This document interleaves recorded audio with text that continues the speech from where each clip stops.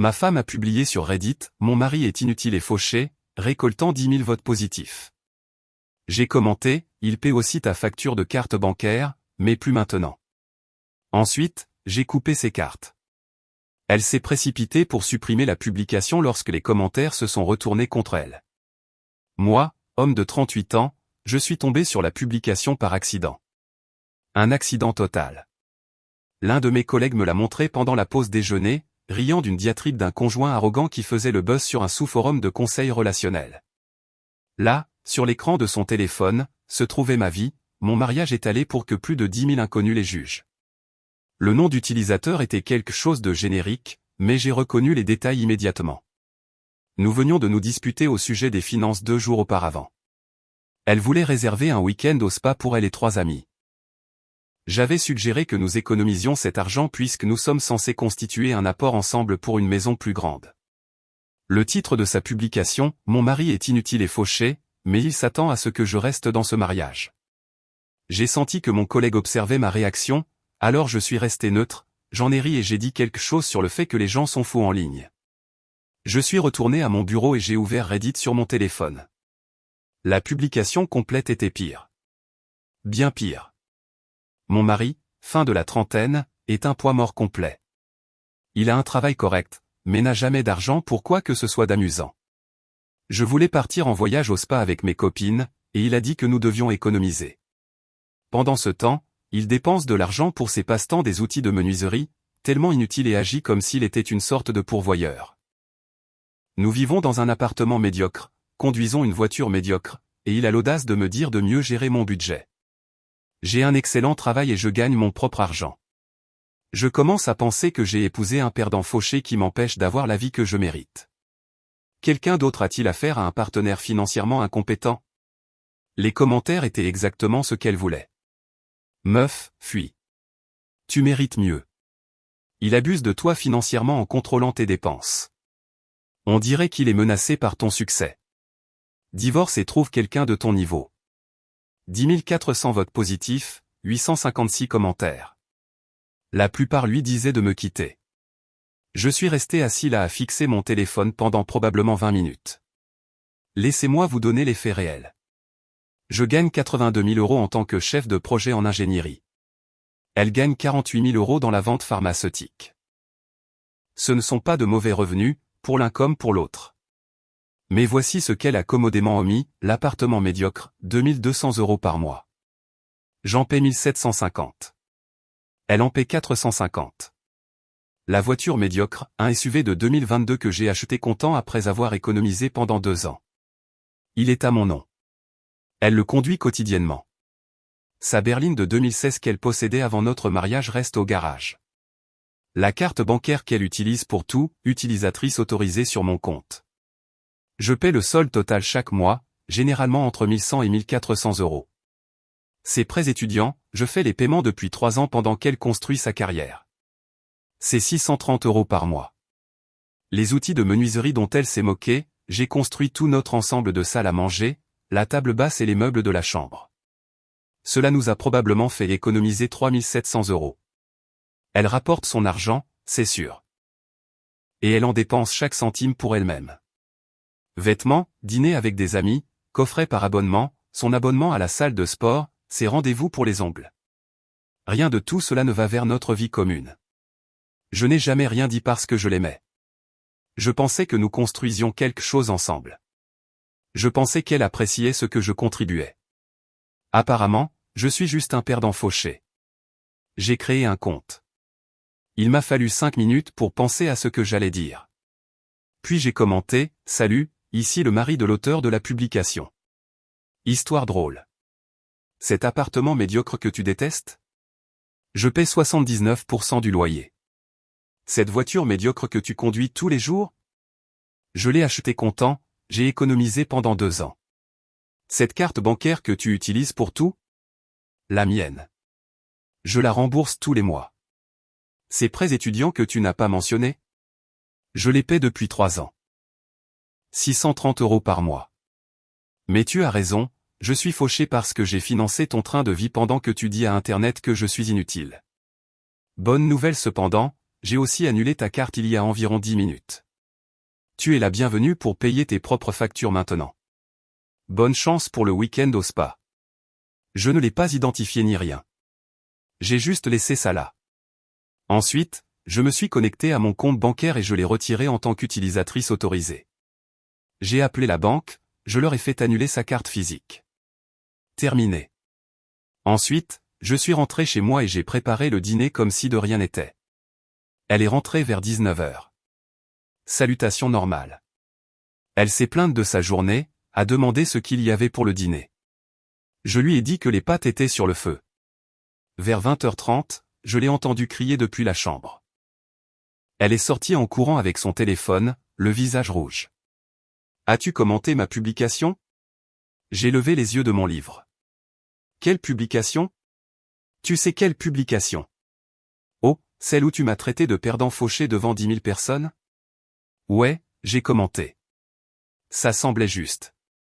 Tu n'avais aucun droit. C'était un défoulement privé. Privé? C'est sur Reddit. Tu as eu 10 000 votes positifs et plus de 800 commentaires. C'est l'opposé de privé. Tout le monde me traite d'arrogante maintenant. Ils disent des choses horribles. Bizarre. Hier, ils te disaient de divorcer de moi. Elle m'a regardé fixement, la bouche ouverte, puis a regardé son téléphone à nouveau. As-tu annulé ma carte bancaire? Ouais. Tu ne peux pas faire ça. Je viens de le faire. C'est ma carte. Tu étais une utilisatrice autorisée. Maintenant tu ne le es plus. Comment suis-je censé payer les choses? Avec ton super travail et ton propre argent. Tu sais, le revenu que tu as mentionné rapporté. Son visage est passé du rouge au violet. C'est de la violence économique. Non, c'est moi qui arrête la violence économique. Tu m'utilises comme un distributeur automatique personnel depuis 3 ans tout en disant à Internet que je ne vaux rien. Je me défoulais. Tout le monde se défoule en ligne. Cool. Défoule-toi autant que tu veux, mais tu peux payer pour ce privilège toi-même maintenant. Elle a essayé d'argumenter pendant une autre heure. Elle a pleuré, crié, menacé d'appeler sa mère. J'ai juste continué à lire mon livre. La publication a été supprimée vers 22 h, mais Internet est éternel. Les gens avaient déjà fait des captures d'écran. Quelqu'un a même fait une publication récapitulative à ce sujet. J'ai bien dormi cette nuit-là. Pas elle. Mise à jour 1, 4 jours plus tard alors, ça a pris une ampleur plus grande que ce à quoi je m'attendais. Merci pour le soutien, à tous ceux qui demandent des mises à jour. Voici ce qui s'est passé ces derniers jours. Les retombées immédiates le matin après mon commentaire, ma femme m'a à peine parlé. Elle a juste attrapé son sac à main et est partie travailler tôt. Je pensais qu'elle se calmerait peut-être, qu'elle réaliserait qu'elle avait fait une bêtise, et que nous aurions une véritable conversation d'adultes. Non, elle est allée directement chez sa mère. Sa mère m'a appelé vers 14 h ce jour-là. Elle n'a même pas dit bonjour. Comment osez-vous humilier ma fille publiquement? Bonjour à vous aussi.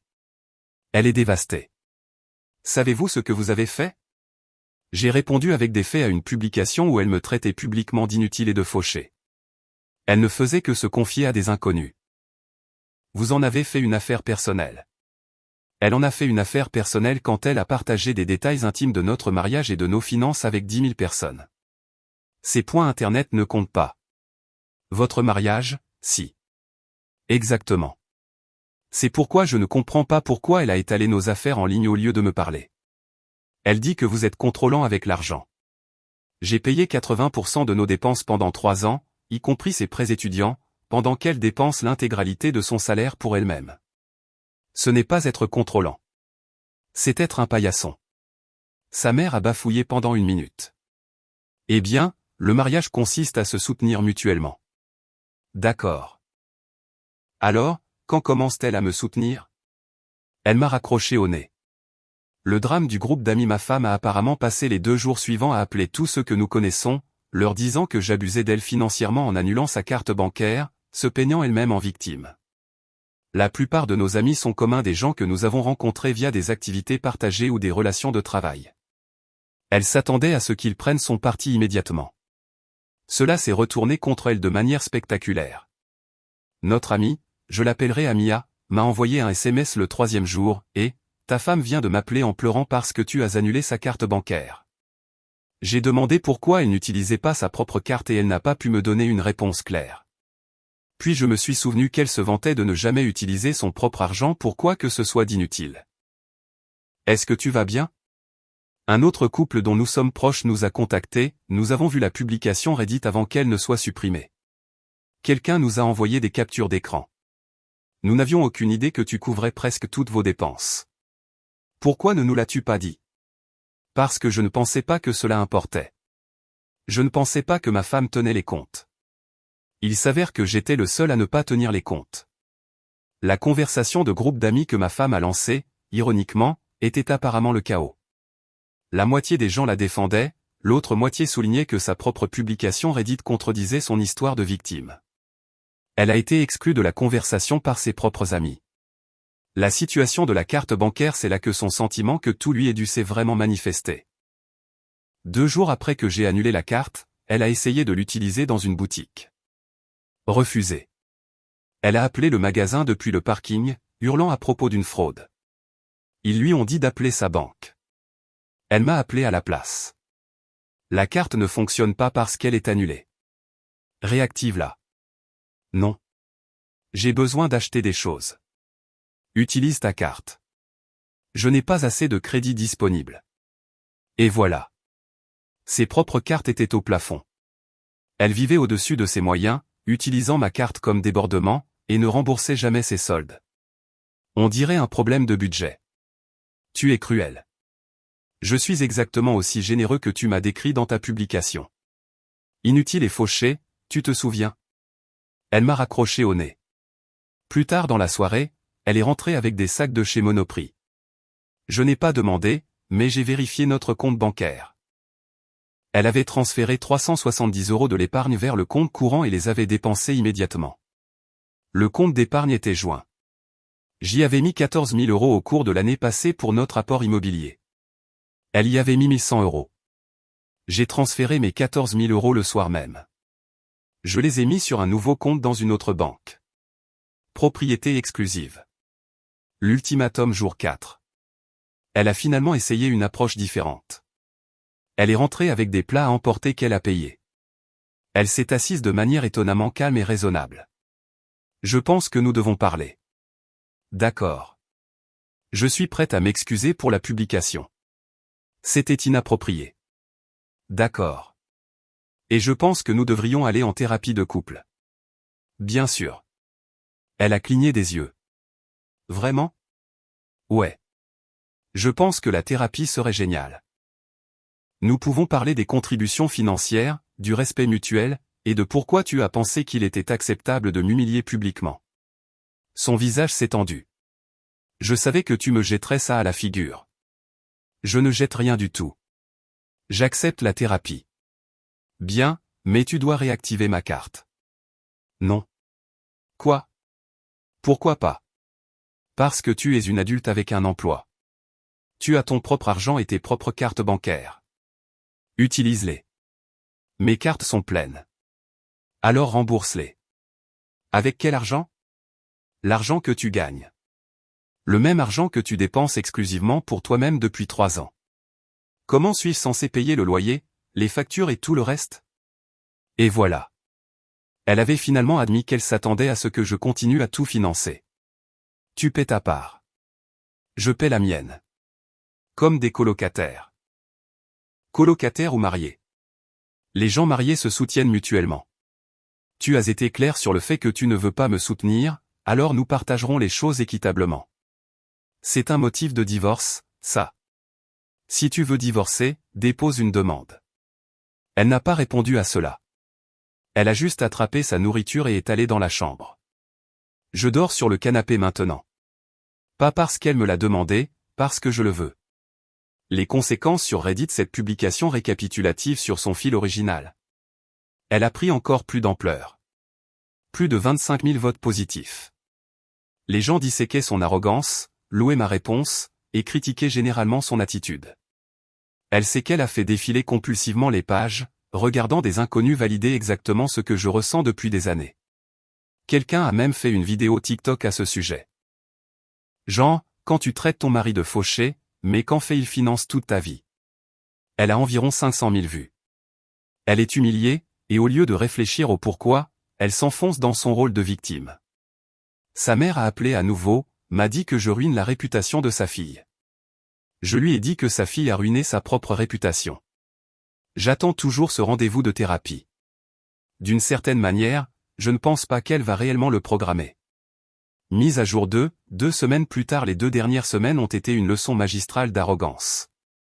Honnêtement, je ne pensais pas que ça pourrait empirer. J'avais tort. La situation des factures, le premier problème majeur est survenu quand le loyer était dû. J'ai payé ma part, 1750 €, sur le portail du propriétaire et j'ai attendu. Le 3e jour après la date d'échéance, le propriétaire m'a appelé. Et, il vous manque 450 € pour le loyer. Tout va bien? J'ai payé ma part, non? Mais le montant total n'y est pas, ma femme doit payer sa part. Silence. Puis, est-ce que tout va bien entre vous deux? On règle certaines choses. Elle paiera bientôt. Elle a jusqu'à demain où je facture des frais de retard. Je ne lui ai pas dit. Je voulais voir si elle gérerait ça elle-même. Elle ne l'a pas fait. Jour 4. Le propriétaire l'a appelé directement. Je l'ai entendu au téléphone. Oui, je sais. Je suis désolé. Il y a eu un problème bancaire. Je vais régler ça aujourd'hui. Elle a débarqué dans le salon après. Merci beaucoup. Maintenant on nous facture 70 € de frais de retard. Tu veux dire qu'on te facture des frais de retard? C'est ridicule. Tu as toujours payé le loyer à temps. Parce que j'ai toujours payé le loyer. Maintenant tu paies ta part. Je paie la mienne. Je n'ai pas 450 et 70 € là tout de suite. Tu aurais dû payer à temps alors. Elle a littéralement tapé du pied comme une enfant. Tu prends plaisir à ça? Vraiment pas. J'ai juste fini d'être ton banquier personnel. Elle a payé. Après avoir appelé sa mère et emprunté l'argent, ce qui signifie que sa mère le lui a donné parce que c'est ce qui arrive toujours. Le drame de la voiture, vous vous souvenez du SUV qu'elle conduit? Celui que j'ai acheté comptant? Toujours à mon nom. J'y ai réfléchi. 2e semaine, elle est rentrée en se plaignant d'un voyant d'avertissement sur le tableau de bord. La voiture a besoin d'une vidange et d'un peu d'entretien. D'accord, tu ne vas pas prendre rendez-vous? C'est ta voiture. Tu prends rendez-vous. Mais tu gères toujours les trucs de voiture. Je gérais toujours tout. Les choses sont différentes maintenant. Elle m'a foudroyé du regard. Bien. Combien ça va coûter? Probablement 140 € pour la vidange et l'entretien de base. Peut-être plus si quelque chose ne va vraiment pas, c'est cher. Bienvenue dans la propriété d'une voiture. Elle n'a pas pris rendez-vous. Le voyant est toujours allumé. Ça fait 2 semaines maintenant. Mais voici où ça devient intéressant. J'ai sorti la police d'assurance. Le SUV coûte 165 € par mois à assurer. Je le payais. Devinez ce que j'ai fait? Je l'ai retiré en tant que conductrice sur ma police. J'ai appelé ma compagnie d'assurance et j'ai dit qu'elle prendrait sa propre couverture pour son propre véhicule. Ils ont demandé quel véhicule. J'ai dit qu'elle assurerait la berline de 2016 dans le garage. Ensuite, j'ai changé les serrures du SUV. Elle a découvert cela hier matin. Elle est sortie pour aller travailler et sa clé ne fonctionnait pas. Je prenais un café dans la cuisine. Elle est revenue en courant. La voiture est cassée. La clé ne fonctionne pas, la voiture va bien. J'ai changé les serrures. Pourquoi ferais-tu ça? C'est ma voiture. Mon nom sur le titre. Je l'ai achetée. Je l'ai assurée. Et j'ai fini de te laisser l'utiliser. Son visage est devenu complètement blanc. Comment suis-je censé aller au travail? Tu as une voiture dans le garage. Ce truc est vieux. Elle roule très bien. Tu la possèdes depuis 6 ans. Je ne peux pas me présenter à des réunions clients avec ça. Beaucoup de gens ont des voitures plus vieilles. Tu survivras. Tu ne peux pas faire ça. C'est déjà fait. Ta berline est assurée sous ta police, n'est-ce pas? Elle a pâli à nouveau. Je ne l'ai pas encore renouvelée. Bien sûr qu'elle ne l'avait pas fait. Elle avait laissé son assurance expirer quand elle a commencé à conduire ma voiture exclusivement. Elle conduisait techniquement sans assurance depuis 8 mois.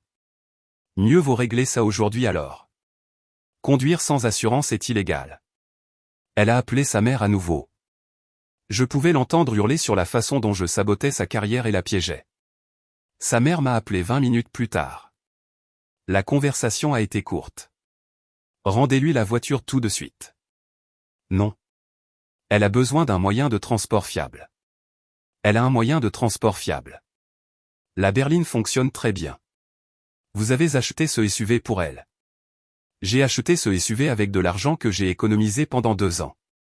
C'est à mon nom, mon assurance, et j'ai fini de subventionner son train de vie. C'est de l'abus.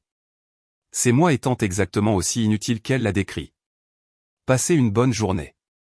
Je lui ai raccroché au nez cette fois-là. Le retour à la réalité, ma femme a fini par prendre un Uber pour aller au travail. 32 €. Puis elle a dû prendre un Uber pour rentrer. Encore 32 €. Elle a dépensé 64 € en transport au lieu de simplement conduire sa berline parfaitement fonctionnelle. Pourquoi? L'orgueil. Ce soir-là, je lui ai expliqué clairement. Tu as une voiture. Assure-la et conduis-la. Ou continue de dépenser 64 € par jour en Uber. C'est ton choix. Je ne conduirai pas cette voiture embarrassante. Alors tu choisis les Uber. Tout le monde saura que nous avons des problèmes. Tout le monde sait déjà que nous avons des problèmes. Tu as posté à ce sujet sur Reddit, tu te souviens. Elle n'avait pas de réplique pour ça. Le rendez-vous de thérapie qui n'a pas eu lieu, elle a finalement programmé un rendez-vous de thérapie. Elle m'a envoyé les détails par SMS. Jeudi à 18 h avec le docteur Martin. J'ai cherché la thérapeute, vérifié son site web. Spécialisation, aider les femmes à se remettre de la violence économique dans les relations. Oh, certainement pas, je ne vais pas voir cette thérapeute. Pourquoi pas? Parce que tu as soigneusement choisi quelqu'un qui va valider ta version des faits au lieu de réellement aborder nos problèmes. Ce n'est pas vrai. Toute sa pratique concerne la violence économique. Tu essaies d'aller en thérapie avec une conclusion prédéterminée. Bien. Tu choisis un thérapeute alors. Avec plaisir. J'ai trouvé un conseiller conjugal spécialisé dans les problèmes financiers au sein du mariage. Critique neutre, pas de parti pris spécifique aux gens dans leur approche. Prévu pour la semaine prochaine. Je lui ai envoyé les détails. Elle a répondu, ce thérapeute va prendre ton parti. Basé sur quoi? Basé sur tout. Basé sur le fait que je paie 80% de nos dépenses depuis 3 ans?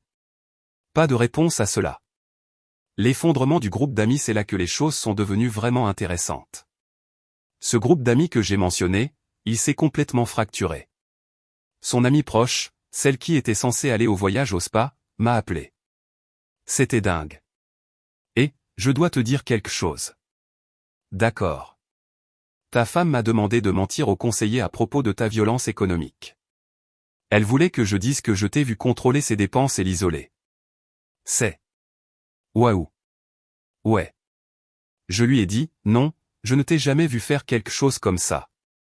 Au contraire, je t'ai vu payer des dîners de groupe alors qu'elle se fait un virement Lydia à elle-même pour sa part. Elle fait ça? À chaque fois.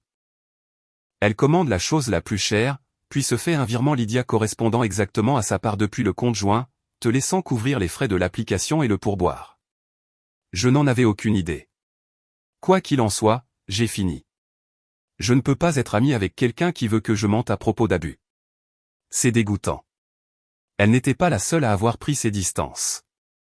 Ma femme a perdu 3 amis proches en une semaine, toutes pour la même raison. Elle leur a demandé de soutenir ses allégations de violence économique et elles ont refusé.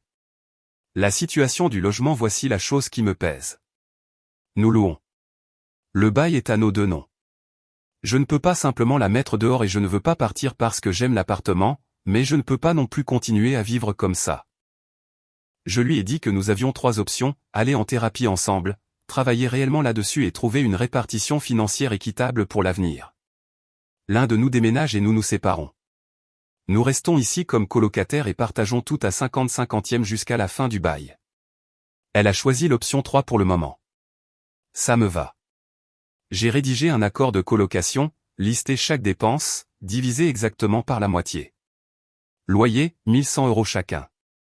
Charges, estimées à 90 € chacun. Internet, 45 € chacun.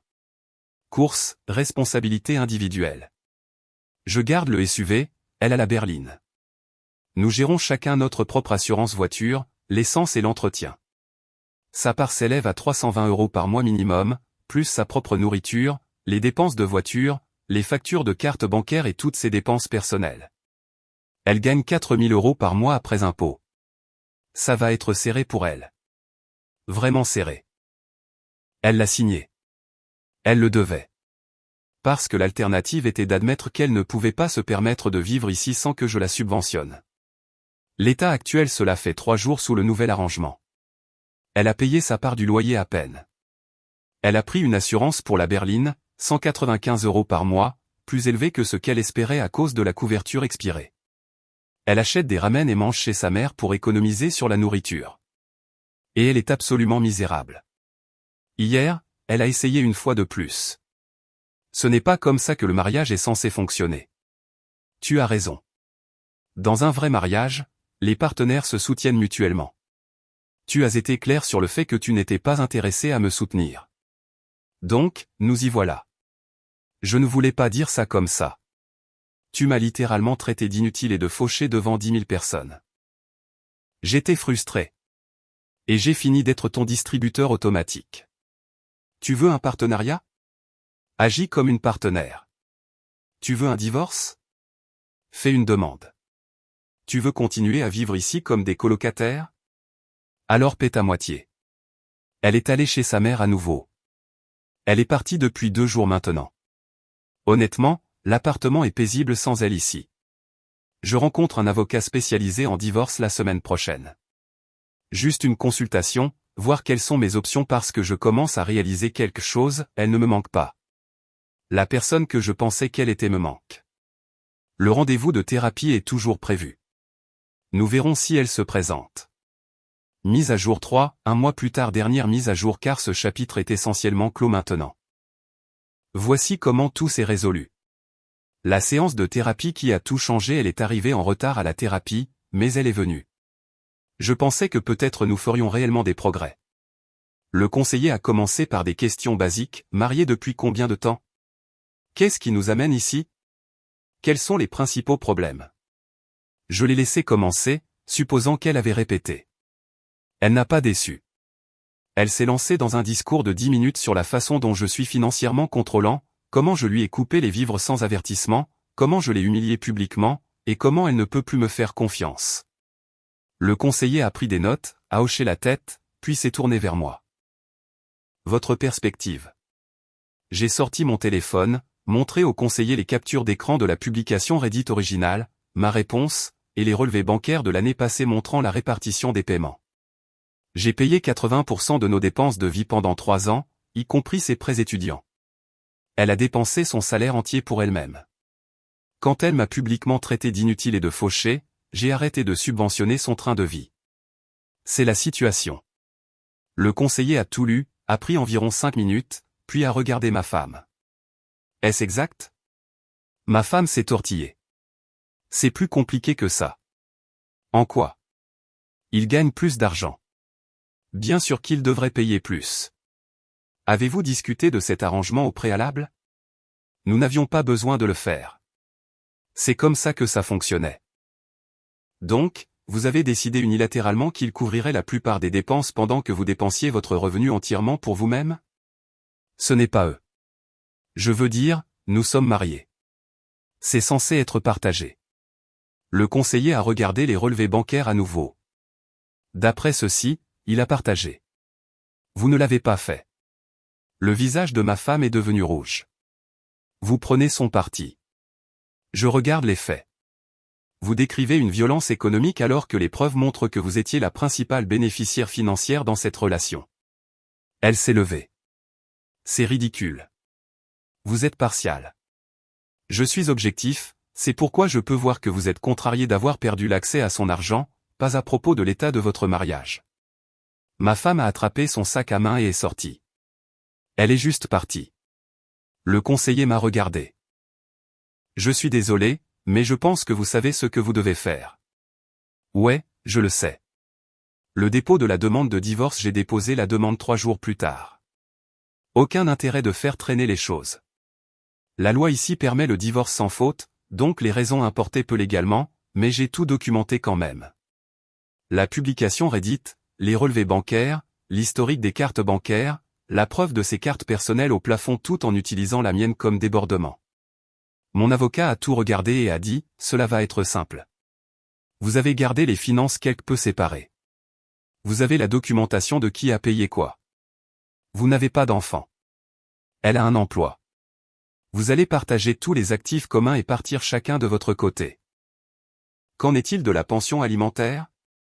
Elle pourrait essayer, mais étant donné que vous gagnez plus mais avez aussi payé significativement plus dans le ménage, ce sera probablement refusé ou minime, surtout avec son revenu et son historique d'emploi. Bien. Elle a reçu les papiers au travail, m'a appelé immédiatement. Tu as vraiment déposé la demande? Ouais. Sans même essayer d'arranger les choses? J'ai essayé pendant 3 ans. Tu m'as traité d'inutile et de fauché sur Internet. Nous avons fini. Je ne peux pas me permettre de vivre seul. Tu as un emploi. Débrouille-toi. Tu vas vraiment me faire ça? Je ne te fais rien. Je mets fin à un mariage où je suis manqué de respect et exploité financièrement. Tu vas t'en sortir. Elle a raccroché. Sa mère a appelé 1 heure plus tard. Cette conversation a été étonnamment courte. Vous détruisez la vie de ma fille. Votre fille a détruit sa propre vie quand elle a décidé d'humilier publiquement son mari tout en vivant à ses crochets. Elle ne peut pas se permettre son train de vie sans vous. C'est exactement ce que je dis. J'ai raccroché. Le divorce a pris environ 6 semaines pour être finalisé. Voici comment ça s'est goupillé, elle garde sa voiture, la berline de 2016. Je garde la mienne, le SUV. Elle garde ses effets personnels. Je garde les miens. Nous avons partagé l'épargne commune. J'ai prouvé que j'avais contribué à hauteur de 14 000 € contre ses 1 100 €, donc j'ai eu une part plus importante, mais elle est quand même repartie avec environ 5 500 € au total. Pas de pension alimentaire. Le juge a regardé les preuves des contributions financières et a rejeté sa demande. Elle reste responsable de ses propres prêts étudiants, évidemment. Nous avons chacun pris notre propre dette. Elle avait 7 400 € de dette de carte bancaire. Je n'en avais aucune. Elle a essayé d'argumenter qu'elle méritait plus parce qu'elle avait sacrifié sa carrière pour soutenir le mariage. Son avocat s'est en fait excusé auprès du juge pour cette affirmation. Elle avait été employée pendant tout le mariage et n'avait jamais rien sacrifié au niveau de sa carrière. Le juge n'a pas été impressionné. Le divorce est accordé. Actifs et dettes comme indiqué. Terminé. Elle est retournée vivre chez sa mère. Apparemment, elle ne pouvait pas se permettre son propre logement avec son salaire une fois qu'elle a dû payer réellement pour son train de vie. La mère m'a appelé une dernière fois 3 jours après que le divorce soit définitif. Vous l'avez ruinée. Elle est déprimée. Elle ne peut rien se permettre. Elle gagne 48 000 € par an. C'est plus que le revenu médian des ménages dans ce pays. Elle peut se permettre des choses. Elle ne peut juste pas se permettre le train de vie qu'elle maintenait en m'utilisant comme banque. Vous êtes sans cœur. Je suis réaliste. Elle voulait être indépendante. Maintenant elle l'est. Profitez-en. Je les ai bloquées toutes les deux après ça. Cette publication originale est encore référencée parfois. Je l'ai vue apparaître dans des compilations des « meilleurs d'eux ». Genre, vous vous souvenez de cette femme qui a traité son mari de fauché et il l'a exposé dans les commentaires? Elle a apparemment supprimé tous ses réseaux sociaux. Elle ne peut pas supporter d'être cette femme. Pendant ce temps, ma vie est significativement meilleure. Je suis toujours dans le même appartement. Elle a accepté de me laisser reprendre le bail. C'est paisible. Je l'ai décoré comme je le veux. J'ai construit une nouvelle étagère le week-end dernier avec mes outils de menuiserie inutiles. Financièrement, je prospère. Il s'avère que lorsque vous ne financez pas le train de vie entier d'un autre adulte, vous économisez beaucoup d'argent. Je mets de côté 2 300 € par mois maintenant. J'ai acheté de nouveaux outils. J'ai réservé des vacances. Mes amis, les vrais qui sont restés, ont été géniaux. Nous avons eu quelques conversations sur le fait qu'aucun d'entre eux ne réalisait à quel point c'était grave, comment elle était douée pour jouer la victime, comment j'étais doué pour cacher la réalité. Quelqu'un a demandé si je regrettais de l'avoir dénoncé publiquement. Honnêtement, non. Aurais-je pu gérer ça en privé? Bien sûr. Mais elle a choisi de rendre ça public en premier. Elle a choisi de m'humilier devant des milliers d'inconnus. J'ai juste répondu avec des faits. Le fait que ces faits l'aient fait mal paraître, c'est sa faute. Avec du recul, j'ai ignoré tellement de signaux d'alarme. La façon dont elle ne proposait jamais de payer pour des choses. La façon dont elle s'attendait à ce que je couvre tout pendant qu'elle dépensait librement. La façon dont elle disait, nous devons économiser de l'argent, mais voulait vraiment dire, tu dois économiser de l'argent pour que je puisse continuer à dépenser. Je pensais être généreux. Il s'avère que j'étais un paillasson. Le mariage s'est terminé au moment où elle a posté ce fil Reddit. Elle ne le savait juste pas encore. Je ne suis pas amer. Pas vraiment. Plutôt soulagé. J'ai passé 3 ans à essayer de rendre heureuse quelqu'un qui n'allait jamais être heureuse parce que le problème n'était pas moi ou nos finances. Le problème était son sentiment que tout lui est dû. Elle voulait les avantages du mariage sans les responsabilités. Elle voulait un partenaire qui financerait sa vie sans qu'elle contribue équitablement. Elle voulait du respect sans en donner en retour. Et quand j'ai arrêté de fournir tout ça, elle n'avait plus rien à offrir. Quelqu'un m'a envoyé un message privé demandant si je la reprendrais si elle s'excusait. La réponse est non. Pas parce que je suis vindicatif, mais parce qu'elle ne s'est jamais réellement excusée. Même en thérapie, même pendant le divorce, même dans ses derniers appels téléphoniques, elle n'a jamais dit une seule fois « Je suis désolé pour ce que j'ai posté ». Ou « Je suis désolé d'avoir profité de toi ». Ou « Je suis désolé de ne pas t'avoir apprécié ». Elle était seulement désolée de s'être fait prendre. Désolée d'avoir perdu l'accès à mon argent. Désolée de devoir faire face aux conséquences. Ce n'est pas du remords. C'est du regret, et seulement parce que les choses n'ont pas tourné en sa faveur. Donc, non, j'ai fini. J'ai tourné la page et je vis ma vie. Et à quiconque lit ceci et se voit dans ma situation, documentez tout. Connaissez votre valeur. Et ne vous immolez pas par le feu pour tenir quelqu'un d'autre au chaud, surtout s'ils vont vous traiter de fauché tout en se tenant près du feu. C'est tout. C'est la fin de cette saga.